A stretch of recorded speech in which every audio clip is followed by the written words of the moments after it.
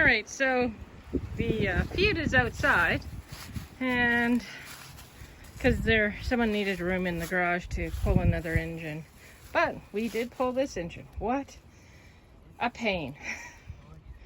Book says to pull it underneath, take it from underneath, jack up the car, and we tried it the other way.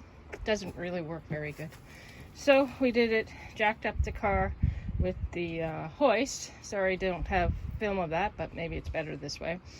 And then we pulled the engine out. So a husband says the engine's seized, but we're gonna try a few tricks before he decides to make me sell it, like he does with all my sports cars. But there it is, carburetor's out.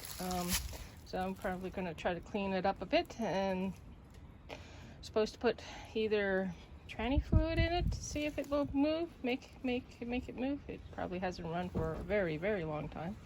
So we're going to try that.